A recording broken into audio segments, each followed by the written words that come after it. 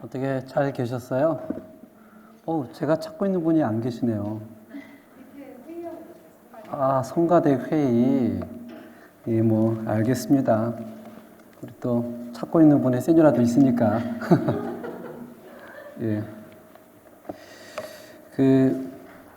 저번에 보니까 이게 테마를 2개씩 한다는 게 조금 무리가 가는 것 같아요. 그래서 그냥 하나씩 잘라서 하는 게 낫겠, 좀 올리죠? 하나씩 잘라서 하는 게 낫겠다 그런 생각이 들어서 오늘은 이제 족장시대에서 이상만 다루고 다음 주에는 야곱을 다루고 이렇게 한 테마씩 잘라서 그러면 시간이 30분 좀 넘지 않을까 이런 생각이 듭니다.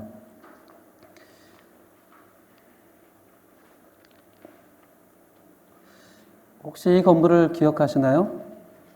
예, 서울 도심 한복판에 있는데요. 종로 1번가에 가면 1번지에 23층에 교보생명이라는 건물이 있습니다. 제가 한국에 다니는 교회 근처에 바로 있는 교회거든요. 이 빌딩 교보생명 앞에 보면 항상 이렇게 그 글자판이 있어요. 길이는 한 20m, 세로는 8m. 그래서 봄, 여름, 가을, 겨울 그 글이 계속 바뀝니다. 이번에 갔더니 2023년 봄에는 이런 글이 있더라고요. 다사로운 봄날 할아버지의 어린 손자가 꼭 팔짱을 끼고 아장아장 걸어간다. 김선태 시인의 단짝이라는 책에서 나오는 글입니다. 지금은 우리 한경희 권사님이 보셨는지 모르겠지만 지금은 글자판이 바뀌었습니다. 지금은 가고 있다는 사실만으로도 어떤 시간은 반으로 접힌다. 펼쳐보면 다른 풍경이 되어 있다. 안화연 시인의 여름 언덕에서 배운 것, 이렇게 그 책에서 옵니다.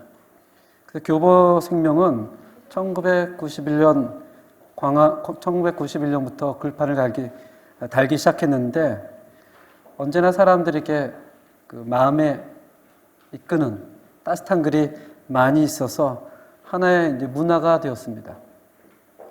교보생명을 뒤로 해서 빌딩 지하로 내려가면 하루에 평균 4만 명이 온다는 교보문고가 있습니다. 교보문고 다 아시죠? 한국의 최초의 대형 서점이 교보문고입니다. 1981년에 생겼거든요. 한국에서 이제 너무 감사합니다. 한 2분 후면 시작이 되는데 우리 김현희 선생님이 오셔가지고 잘못하면 한경희 권사님이 독박 쓸 뻔했어요. 예, 잘하셨습니다. 그 교보문고를 가면 한국에서 제가 이제 사역을 할 때 저희 처하고 저희 애들이 항상 교보문고에서 기다렸습니다. 왜냐면 아침에 집에서 한 7시, 6시 반에 나오면 사역을 끝나고 회의까지 끝나면 저녁 한 5시, 6시 되거든요. 그럼 그때까지 있을 데가 없으니까 맨날 교보문고에서 기다리는 거예요. 그 교보문고 위로 올라가면 이런 글이 있습니다. 사람은 책을 만들고 책은 사람을 만든다. 이 글은 많이 보셨죠? 지금도 교보문고에는 이렇게 돌판 3개에 딱 써 있어요. 그리고 그 의자 앞에 동상이 하나 있습니다. 이 사람이 누굴까요? 교보생명과 교보문고를 창시한 창시자입니다. 대산신용호라고 하죠. 이분은 늘 주장하기를 남녀노소, 부자, 가난한 자 상관없이 그 누구라도 언제든지 책을 읽을 수 있는 장소를 만드는 것이 나의 평생의 신념이다. 그래서 지금은 잘 모르겠는데 예전에는 교보문고에서는 책을 훔쳐가면 그냥 놔둬라 그랬었대요. 놔둬라. 어쨌든 이분을 통해서 처음으로 한국에 그 대형 서점이 1981년에 생기기 시작을 했죠. 사람은 책을 만들고 책은 사람을 만든다. 이분이 신앙이었는지는 잘 모르겠습니다. 그런 말은 제가 찾아보니까 나오지 않고요. 그러나 이제 책에 대한 중요성은 굉장히 일찍부터 있었기 때문에 서점을 세우겠다 그런 얘기가 있었습니다. 책이 그렇게 중요하듯이 보통 책도 그 책을 읽으면 거기서 나오는 철학과 생각이 사람의 인격과 품성을 만들듯이 살아있는 하나님의 말씀은 더더욱 그렇거든요. 그래서 디모데후서 3장 15절에 17절에 보면 사도 바울이 이제 디모데에게 하는 얘기죠. 물론 개인적으로는 디모데에 하는 얘기지만 넓게로는 우리에게 하는 얘기입니다. 또 어려서부터 성경을 알았나니 성경은 능히 너로 하여금 그리스도 예수 안에 있는 믿음으로 말미암아 구원에 이르는 지혜가 있게 하느니라. 처음엔 우리가 성경을 배우고 공부하고 있지만 어느 순간이 지나면 그 성경이 우리의 삶 가운데 우리가 구원에 이르는 지혜를 주게 한다고 합니다. 또 모든 성경은 하나님의 감동으로 된 것으로 교훈과 책망과 바르게 함과 의료 교육하기에 유익하니 이는 하나님의 사람으로 온전하게 하며 모든 선한 일을 행할 능력을 갖추게 하려 함이라. 일반 책을 읽어도 그 책이 사람을 만든다고 하는데 살아있는 하나님의 말씀을 우리가 읽는다면 그 말씀이 우리의 생각을 붙잡아 줄 것이고 그 말씀이 우리의 마음을 붙잡아 주시고 당장 변하지 않겠지만 조금씩 변화시켜 주실 거라고 믿습니다. 그래서 우리가 우리의 힘으로는 사람을 바꿀 수 없어도 사실 바꿀 수 없는 게 불가능한 거죠. 불가능하지만 하나님의 말씀이 그의 마음속에 들어가고 또 들어가면 하나님의 때에 반드시 하나님께서 바꿔줄 줄 믿습니다. 그래서 우리가 늘 외치는 게 있죠. 김현희 집사님이 딱 맞춰 오셨어요. 네, 3번 한번 해보겠습니다.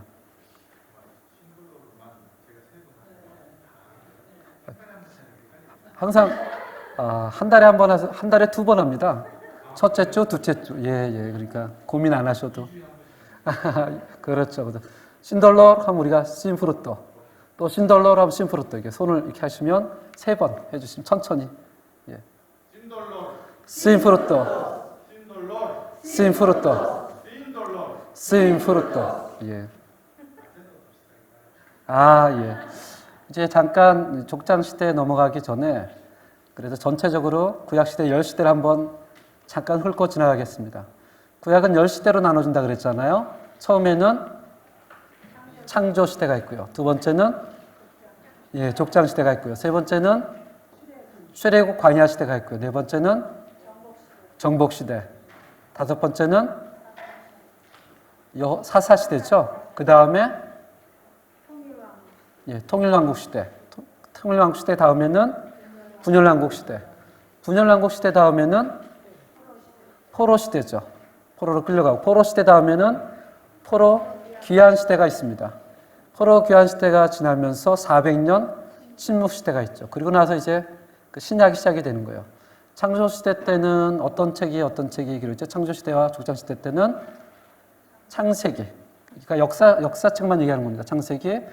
그 다음에 출애굽 광야 시대 때는 출애굽과 민수기. 정복 시대 때는 여호수아. 사사 시대 때는 사사기. 그 다음에 통일왕국, 분열왕국 시대 때는 사무엘 선지자를 통해서 사울, 다윗, 그리고 사무엘 상하. 분열왕국 시대, 포로 시대 때는 열왕기 상하. 그리고 포로 귀환 시대 때는 에스더, 느헤미야. 이렇게 11개의 그 리브로 히스토리코, 역사적인 책이 구약을 본다면 이 책을 먼저 보시면 흐름이 끊이지 않습니다. 그 외에 창세기 때는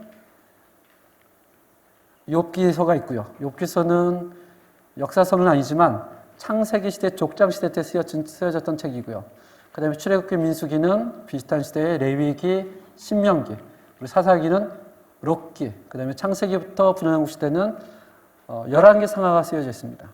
그리고 나서 통일왕국 시대에 다윗이라든지 다른 솔로몬, 다른 저자를 통해서 시편, 잠언, 전도서, 아가서, 그리고 분열왕국 시대, 포로 시대 때는 포로로 끌려갔던 다니엘과 에스겔서, 포로 귀환 시대 때는 학개, 스가랴, 말라기. 이렇게 이제 옆에 있는 책들이 있습니다. 모든 책이 다 들어간 건 아니에요. 아마 소선지서, 대전서진 들어가지 않았지만 여기 있는 책만 봐도 구약을 이해하는 데는 큰 문제가 없습니다. 족장 시대입니다. 큰 민족을 이루어 복의 근원이 되게 하시겠다는 하나님의 약속을 믿고 믿음의 조상들은 어떻게 해요? 역경을 헤치며 살아갔다. 하나님께서 아브라함을 불렀지만 아브라함을 불렀다고 해서 그의 삶이 갑자기 바뀌고 갑자기 형통되어지고 갑자기 약속이 주어지고 그런 건 아니었거든요.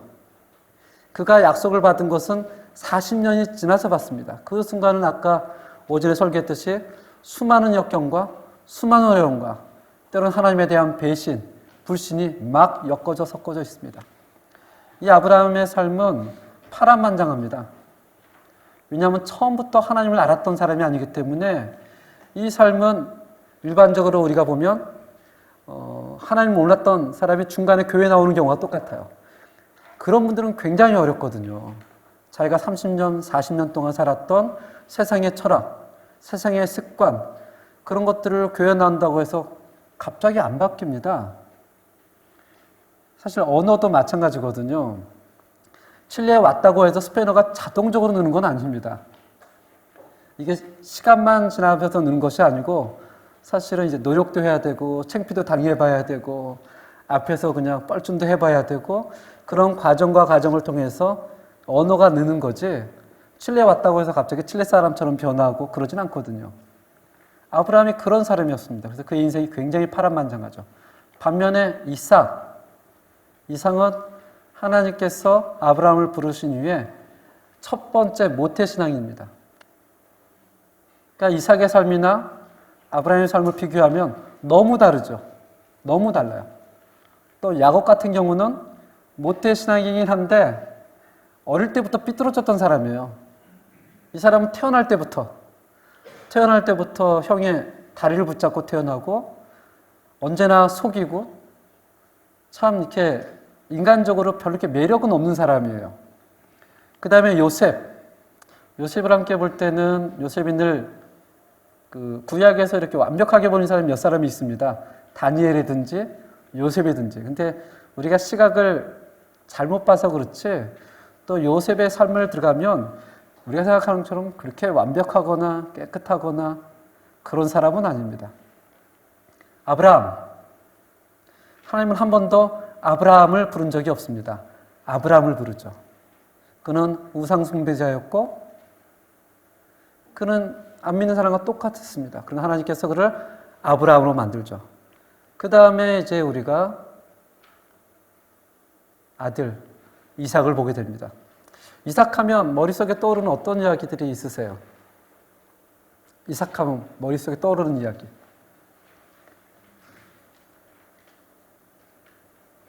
어떤 이야기들이 머릿속에 떠오릅니까? 이삭하면.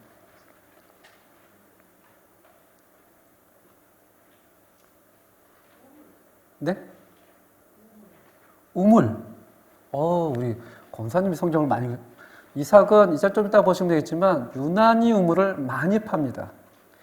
우물을 많이 판다는 것은 오늘날하고 그때는 상당히 상황이 다르거든요. 또 이삭하면 보통 아브라함 하면 머릿속에 떠오르는 이제 사건들이 있잖아요. 야곱해도 떠오르는 사건이 있고 요셉해도 떠오르는 사건. 근데 이삭하면 예? 장자풀. 예. 이제 이삭하면 사실 머릿속에 제일 많이 떠오르는 게 아브라함이 120살 때, 그러니까 이삭이 그때 20살 때예요. 우리가 보통 이제 성경 교재를 보면 이삭이 늘 조그맣게 나오는데 조그맣지 않았습니다. 20살이 되면 장성이거든요. 그 장성이 이제 제단에 바쳐진 그 모습이 떠오르죠. 근데 그것도 엄밀히 따지면 이삭이 스스로 했다기보다는 아버지가 억지로 끌고 간 거기 때문에 그 외에는 이삭의 삶 가운데 그렇게 특징적인 일들이 많이 없습니다. 진짜 오늘날에 흔히 볼 수 있는 모태신앙인이에요. 그냥 아버지에 따라서 교회 나오고 아버지 따라서 신앙생활하고 큰 어려움 없이 그냥 평범하게 눈에 띄지 않게 살아갔던 사람. 여기 대부분이 저는 모태신앙인입니다. 모태신앙인들 한번 누가 모태신앙이시죠? 우리 독고현 집사님도 모태신앙이시고 우리 장지현 집사님, 김윤학 집사님, 김현희 집사님, 우리 권사님도 예, 너무 강하게 부정하셔서 모태 신앙인들이 가지고 있는 특징이 있어요.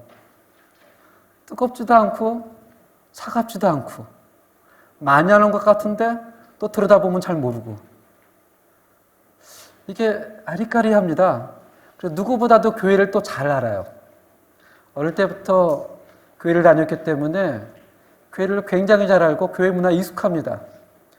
그리고 설교를 많이 들었기 때문에 들으면 그 얘기하려면 이것도 다 압니다. 근데 막상 또 이렇게 들어가면 또 잘 몰라요. 그래서 모태 신앙인이 열심히 하기가 상당히 어렵다 그러더라고요. 어렵다 그래요.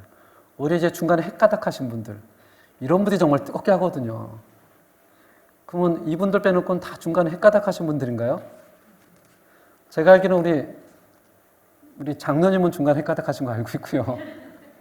옛날에 우리 목사님이 김 선생님 오세요 해가지고 안 가게 해서만 하면서 이제 마음에 그냥 확 불이 당겨서 열심히 하셨던 그런 케이스죠. 이런 분들은 정말 앞에 나서고 일하시는데 모태신앙은 앞에 잘 안 나서요. 그래서 어떤 분은 모태신앙은 말 그대로 모태신앙 이렇게 하는 사람도 있습니다. 아브라함, 이삭, 그 다음에 야곱, 요셉 가운데 가장 특징이 없는 사람이 이삭입니다. 가장 특징이 없는 사람. 아버지 덕에 잘 살았던 사람. 그래서 이삭을 얘기하면 언약의 징검다리다. 태어날 때부터 모태신앙이었고 아버지가 하나님께 복을 받아서 그 덕으로 잘 살았던 사람. 우리가 오늘날 흔히 볼 수 있는 그런 종류의 모태신앙. 근데 이삭이 또 아버지랑 비슷한 면이 있어요. 비슷한 면이. 이 사건도 아실 텐데. 아브라함이 2번이나 아내를 팔았거든요. 한 번은 애굽에 가서 바로한테, 한 번은 그랄, 블레셋에 가서 그 블레셋의 왕을 아비멜렉이라고 하거든요. 아비멜렉한테 팝니다. 이삭도 창세기 26장에 보면 그랄 지역, 블레셋, 항상 블레셋은 강군이었습니다. 그때 블레셋은 이스라엘보다 항상 문화가 앞서갔어요. 그래서 싸움은 이길 수가 없었습니다. 거기 가서 또 자기 아내를 누이라고 하죠. 누이라고. 그래서 이삭하고 아브라함이 안 닮은 것 같지만 아내를 파는 데 있어서는 상당히 비슷했던 것 같아요. 부전자전이라고 얘기를 하죠. 예? 그에 비해 그 아들. 맞아요, 맞아요. 닮아도 저런 걸 닮을까요? 저도 이제 제가 좀 자녀 얘기를 한다는 게 이제 성도들한테 참 부끄럽지만 안 닮았으면 하는 장면들이 자녀들이 많이 닮아요. 진짜 많이 닮습니다. 어쩌면 저렇게 닮았을까? 걸어가는 것도 닮고요. 생각하는 것도 닮고. 이삭은 아내를 팝니다. 2번째는 아까 우리 한경희 권사님이 말씀하셨던 것처럼 이삭은 우물을 굉장히 많이 파요. 굉장히. 칠레는 물 부족 국가죠. 그래서 여기는 어릴 때 학교를 다니면 그저께 이제 우리 임예배과 집사님 민주가 있어요. 근데 학교에 가면 그 물학교 쓰는 그런 교육을 받나 보죠. 칠레에서는 그 지진 교육 받듯이. 그래서 걔는 물 뜨면 닦고 그런대요. 물 아깝다고. 그래서 제가 물 좀 틀어가면 그냥 막 끈대요. 물 아깝다고. 제가 처음에 칠레에 와서 96년도에 샤워를 하는데 갑자기 바깥에 문을 막 두들기더라고요. 물 좀 잠그라고. 왜 그러냐면 칠레는 물 부족 국가지만 아르헨티나는 물이 굉장히 남아도는 국가입니다. 아르헨티나에서 우리 장로님 기억하실지 몰라도 아침에 나가면 아르헨티나 사람들은 호수를 들고 와요, 집에서. 그리고 물 틀어놓고 앞에 아베니다까지 다 청소합니다. 그러다가 아는 사람 만나면 물 들고 계속 얘기해요. 왜냐하면 물 세금 자체가 여기처럼 미터기로 들어가는 게 아니고요. 평방미터로 들어갑니다. 평방미터로. 그래서 땅이 이만하면 물을 많이 쓰든 조금 쓰든 그냥 요것만 내는 거예요. 그러니까 시스템이 다르죠. 그러니까 아르헨티나에 가면 다 호수 들고 아침에 나와서 그걸로 길거리 다 청소하고 아는 사람 만나면 계속 얘기하고 놓고 갔다가 또 밥 먹고 오고 미터기가 안 돌아가요. 이제 그런 데 살았던 사람들은 양치질 할 때 어떻게 하겠어요? 들어가면 물 먼저 틀어놓고 칫솔 묻히고 이렇게 사람 다 그래요. 화장실 가서 샤워하면 틀어놓고 저쪽 가서 세워하다가 이렇게 보다가 또 하고 그런 모습을 이제 칠레에서 보면 난리가 나죠. 물값이 얼만데. 근데 예, 맞습니다. 이번에 굉장히 가뭄이 들어가지고 이번에 난리가 나는데 지금은 비가 또 너무 많이 와가지고요 난리래요. 여기는 제가 비다운비를 한 번도 못 봤는데 아르헨티나 집중호우가 한 번 오면 비가 아닙니다. 그냥 물이 막 쏟아 부어요. 그럼 순식간에 주의가 강이 되거든요. 이번엔 60년 만에 가뭄이라고 하더라고요. 60년 만에. 그래서 우루과이 쪽하고 아르헨티나 쪽 그쪽에서는 수돗물을 틀면 소금물이 나왔었대요. 너무 가뭄이 들어서. 근데 지금은 또 비가 너무 많이 와서 난리래요. 불공평하죠. 그래도 전체적으로 물이 흔한 나라이기 때문에 물 귀한지를 잘 모릅니다. 칠레는 잘 이해가 되겠죠. 근데 이제 한번 저쪽 가나안 지역으로 가보세요. 가나안 지역은 사막 지역입니다. 물이 얼마나 귀하겠어요. 물이 생명줄이거든요. 그가 유목민이든 농사를 짓든 가장 먼저 뭘 해야 돼요? 우물을 파야 됩니다. 창세기 26장을 한번 보겠습니다. 창세기 26장.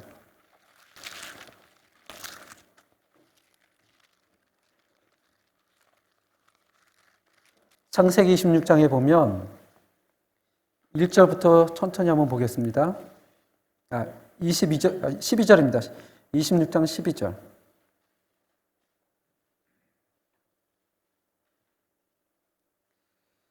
창세기 26장 12절에 보니까 이삭이 그 땅에서 농사하여 그 해에 100배나 얻었고 여호와께서 복을 주심으로 이걸 보면은 이삭이 열심히 해서 수확을 100배나 얻었다라고 생각하기보다는 하나님이 아브라함의 언약을 통해서 이삭을 그냥 축복해 준 거예요. 그래서 100배를 얻습니다. 13절에 보니까 그 사람이 창대하고 왕성하여 마침내 거부가 되었다. 그냥 보통 부자도 아니고 굉장한 부자가 됐다고 합니다. 14절에 보니까 양과 소가 떼를 이루고 종이 심이 많으므로 항상 부자가 갑자기 되면 누군가 시기를 하죠. 블레 사람이 시기합니다. 그리고 그 사람들이 15절 보니까 함께 읽겠습니다. 시작. 그 아버지 아브라함 때에 그 아버지의 종들이 판 모든 우물을 막고 흙을 메웠더라. 우물을 막았다는 것이 무슨 의미일까요? 그가 지금 농사를 짓는데 농사를 물이 많이 필요하잖아요. 수많은 양떼와 수많은 소가 창대하여 커다란 거부가 되었어요. 근데 블레 사람들이 와서 우물을 다 막았어요. 그 얘기 무슨 얘기일까요? 나가란 얘기죠. 우물이 없으면 농사를 못 짓습니다. 우물이 없으면 양과 소에게 물을 줄 수가 없어요. 그래서 이삭이 떠납니다. 18절에 보니까 그 아버지 아브라함 때에 팠던 우물들을 다시 팠으니 이는 아브라함이 죽은 후에 블레 사람이 그 우물들을 메웠습니다. 이삭이 그 우물들의 이름을 그의 아버지가 불렀던 이름으로 불렀더라. 이삭의 종들이 골짜기를 파서 샘 근원을 얻었더니 신기하게 이삭은 우물을 팔 때마다 뭐가 나와요? 물이 나오는 거예요. 그 지역이 물이 많은 지역이 아니거든요. 근데 이삭에서는 금손이에요. 파면 물이 나오는 거다. 파면 물이 나오는 거예요. 그 물을 찾기 위해서 보통 사람들은 떠돌아다녀야 되는데 이 사람은 파면 물이 나옵니다. 그랬더니 20절에 그랄 목자들이 이삭의 목자와 다투어 또 사람들이 쫓아와서 우물을 뺏으려고 합니다. 이 물은 우리 것이라 하며 이삭이 그 다툼으로 말미암아 그 우물 이름을 에색이라 하였으며 또 어떻게 합니까? 21절에 또 다른 우물을 팠더니 20절에 또 옮겨서 또 다른 우물을 팠더니 사람들이 계속해서 우물을 뺏어도 이 사람은 가는 곳마다 잘 되는 거예요. 진짜 형통한 사람이죠. 진짜 형통한 사람이에요. 지금으로 생각한다면 복권을 살 때마다 당첨된다고 생각해 보세요. 대단한 거죠.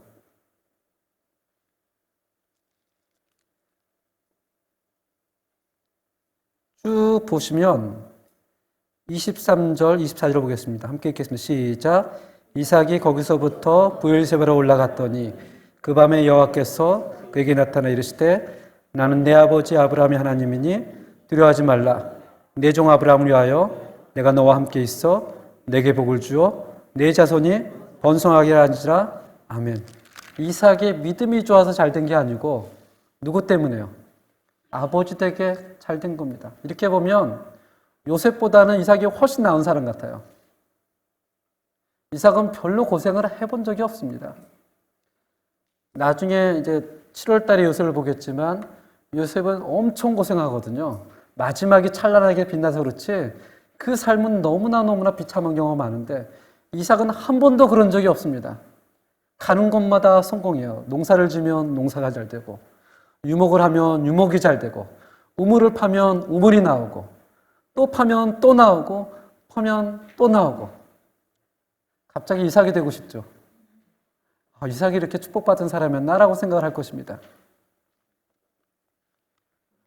여기 보시면 브엘세바에 있는 아브라함의 우물이 있습니다. 현재 지금 존재하고 있어요. 이 우물의 넓이는 얼마요? 2.4m.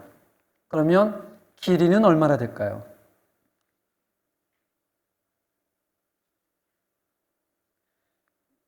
저도 기억에 예전에 저희 동네 한국에서 우물이 있었거든요.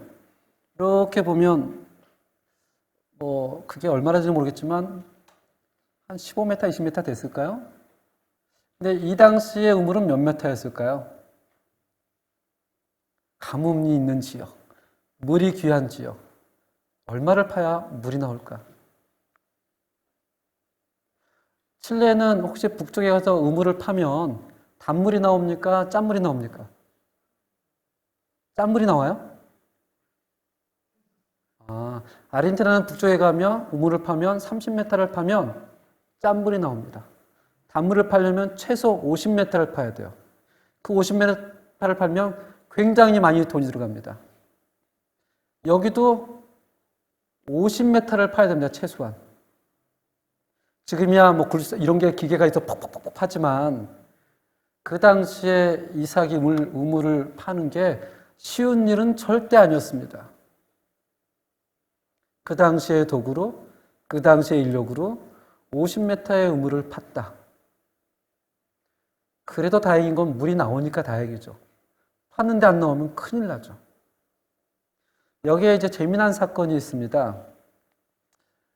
창세기 24장 한번 보겠습니다. 창세기 24장에 보면 이삭의 삶은 한 번도 어려웠던 적은 없어요. 항상 평탄합니다. 정말 성경에 봐서 이삭처럼 평탄한 사람이 없습니다. 근데 한 가지 아브라함이 고민되는 게 있었죠. 이삭이 나이 많아서 결혼을 못하고 있었습니다. 그래서 24장에 보니까 어느 날 아브라함이 자기 늙은 종 엘리메섹이라는 사람을 불러서 얘기를 합니다. 너는 이 족속이 아니라 내 고향 하란으로 가라. 네 손을 내 무릎에 집어넣고 엉덩이에 집어넣고 맹세하라. 가서 우리 가족 가운데 이삭의 아내 될 사람을 데려와라. 그리고 맹세를 시키죠. 그때 맹세는 구하지 않으면 오지 말란 얘기거든요. 그래서 그 늙은 종이 낙타 10마리를 가지고 떠나기 시작을 합니다. 낙타라는 동물이 BC 2600년부터 존재하긴 했지만 팔레스타인은요 1200년까지 흔한 동물이 아니었습니다. 우리가 생각하기에는 그때 그 동네는 사막이 있고 하니까 낙타가 많겠지라고 했지만 그 당시에 흔한 동물이 아니었어요. 굉장히 귀한 동물이었고 아무나 가질 수 있는 동물이 아니었습니다. 그러니까 낙타 10마리를 데려간다는 것은 오늘날 벤츠가 10대가 간다고 생각하시면 돼요. 사람들이 주목이 되죠. 우와, 부자인가 보다 그러는 거예요. 그리고 이 종이 낙타를 데리고 쭉 하란으로 갑니다. 24장 10절을 보겠습니다. 24장 10절. 창세기 24장 10절에 보면 이에 종이 창세기 24장 10절 구약성경 31페이지입니다. 조금 성경을 읽을게요. 10절에 보니까 이에 종이 그 주인의 낙타 중 10피를 끌고 떠났는데 곧 그의 주인의 모든 좋은 것을 가지고 메소포타미아로 가서 나홀의 성, 나홀의 성은 하란이라고 생각하면 됩니다. 하란 기억하시죠? 아브라함이 아버지와 자기 식구를 데리고 갈대아우르에서 떠나서 하란에 가서 아버지가 죽죠. 거기서 15년을 삽니다. 그곳으로 갑니다. 11절 그 낙타를 성박 우물 곁에 꿀렸으니 저녁 때라 여인들이 물을 기르러 나올 때였다. 왜 저녁 때 물을 길렀을까요? 낮에 뜨거우니까. 낮에 40도가 넘어가니까요. 물을 기를 수가 없는 거예요. 그래서 이게 해가 눈이 좋다면 그때 여자들이 나옵니다. 그러면서 12절에 그 남자가 기도를 합니다. 그가 이르되 우리 주인 아브라함의 하나님 여호와여 원하건대 오늘 나에게 순조롭게 만나게 하사 내 주인 아브라함에게 은혜를 베푸시옵소서. 13절입니다. 성중 사람의 딸들이 밀 기르러 나오겠사오니 내가 우물 곁에 서 있다가 14절 함께 읽겠습니다. 시작. 한 소녀에게 이르기를 청하건대 너는 물동이를 기울여 나로 마시게 하라 하리니 그의 대답이 마시라 내가 당신의 낙타에게도 마시게 하리라 하면 그는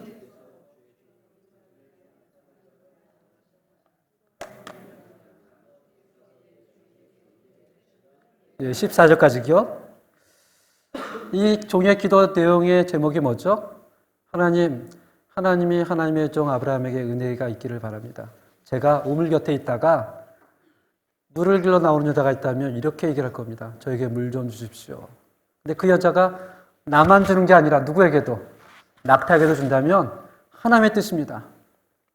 여기서 질문이 나가는 겁니다. 낙타. 세상에 있는 동물 중에 물을 많이 먹기로 유명한 동물입니다. 낙타가 아주 갈증 났을 때 말고 일반적으로 한 번 물을 마시면 얼마나 마실까요?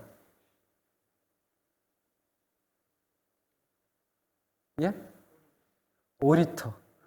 5리터. 예, 우리 권사님은 5리터. 권사님 얼마나 마실 것 같아요? 10리터. 예, 자꾸 올라갑니다.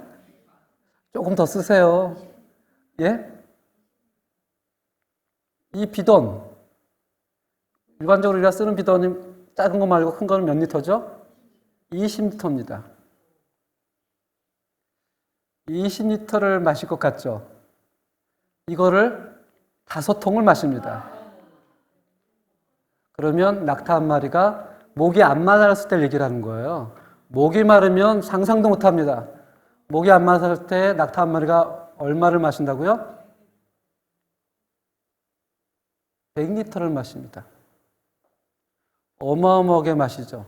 지금 이 사람은 몇 마리의 낙타를 데리고 있었다고요? 10마리. 10마리면 자, 근데 이 사람이 기도를 해요. 하나님, 제가 어떤 여자에게 물을 마시게 할 때 그 여자가 나만 주는 것이 아니고 누구도 내 낙타에게도 주면 하나님의 뜻이 이건 정말 너무 황당한 기도죠. 물을 틀어서 나오는 것도 아니고 그때 우물이 몇 메타라고요? 50m. 도로래가 있는 것도 아니에요. 한 여자가 그때 리브가가 나이를 15살로 접니다. 그 물을 길려면 하나를 넣어서 빼는데 최소한 300번을 넣어야 낙타가 10마리가 목을 조금 치울 수가 있습니다. 그러니까 이 종의 기도가 정말 대단한 여자를 구하는 거예요. 우리처럼 집에 가는데 내가 물 달라고 하면 콕카주는 사람 이런 게 아니고요. 하나님, 나뿐만이 아니라 나의 10마리의 낙타가 1톤의 물을 마실 수 있는 그러면 하루 종일 해야 돼요. 그 정도의 마음이 넓은 여자를 구하니 세상에 그런 여자 사실은 어디 있겠어요. 도망가지. 근데 한번 성경을 보시기 바랍니다. 15절에 말을 마치기도 전이니까 기도를 마치기 전에요. 누가 나타나죠? 리브가가 물동이를 어깨에 메고 나오니 마침 그는 누구예요? 아브라함의 동생 나홀의 아내 밀가의 아들 푸두엘의 소생이라. 16절에 그 소녀는 보기에 심히 아름답고 지금까지 남자가 가까이 하지 아니한 소녀더라. 그가 우물로 내려가서 물을 그 물동이에 채워가지고 올라오는지라 종이 마주 달려가서 이르되 청하간대. 이제 실행이 오는 겁니다. 내 물동이의 물을 내게 조금 마시게 하라. 이제 뿌려봐라 하는 거죠. 정말 저 사람이 하나님이 준비한 사람인가. 그랬더니 18절 함께 읽겠습니다. 시작. 그가 이르되 내 주여 마시소서. 급히 그 물동이를 손에 내려 마시게 하고 19절입니다. 마시기를 하기를 다하고 이르되 당신의 나타를 위하여서도 물을 길어 그들도 배불리 마시게 한대요. 그냥이 아니고 배불리 마시게 한다면 대단한 거죠. 우리 장진우 사님 할 수 있을까요? 저도 못할 것 같아요. 그런데 20절에 보니까 급히 물동이에 물을 구유에 붓고 다시 기르려고 우물로 달려가서 모든 낙타를 위하여 어떻게 했다고요? 깃는지라. 물론 산술적으로 이 여자가 1톤의 물을 기르었다고는 보지 않습니다. 산술적으로. 그러나 그렇게 내가 물을 마시게 했다는 것은 대단한 거예요. 대단한 거. 대단한 거죠. 21절 함께 읽겠습니다. 시작. 그 사람이 그를 묵묵히 주목하여 보며 그래서 과연 평탄한 길을 주신 여부를 알고자 하더니 21절 이 한국말은 조금 다르게 나오는데 스페인어는 의미가 이렇습니다. El hombre estaba maravillado de ella. 좀 뜻이 다르죠. 한국말로 보면 묵묵히 지켜봤다고 스페인어로 얘기하면 그 여자를 보고 어떻게 생각했다는 거예요. 야 대단한데? 야 대단한데? 내가 기도했는데 정말 저런 여자가 있네 하면서 지켜봤다는 거예요. Para saber si Jehová había prosperado su viaje o no. 그 여자가 낙타에게 물을 배불리 줄 때까지 자기가 신기해하면서 쳐다봅니다. 와, 정말 저런 사람이 있구나. 하나님이 정말 누구를 축복했다? 아브라함을 축복했구나. 참 하나님이 아브라함의 언약을 통해서 그를 축복한 사건이 대단한 것을 보게 돼요. 그래서 이삭은 더불어 축복을 받습니다. 우리의 자녀들이 그런 축복을 받았으면 좋겠어요. 우리의 자녀들이 우리가 하나님 앞에 올바로 서고 우리가 하나님 앞에 언약에 섰을 때 정말 그들이 저기 가서 우물 파도 우물이 잘 되고 저쪽 가서 우물 파도 잘 되고 저쪽 가서 우물 파도 잘 되고 정말 그런 인간적인 소망일지 모르지만 그런 복을 받았으면 좋겠다는 생각이 듭니다. 그리고 그는 누굴 낳았습니까? 그 유명한 쌍둥이 아들을 낳았죠. 쌍둥이 중에 누가 첫째일까요? 왜 에서가 첫째라고 생각이 드시죠?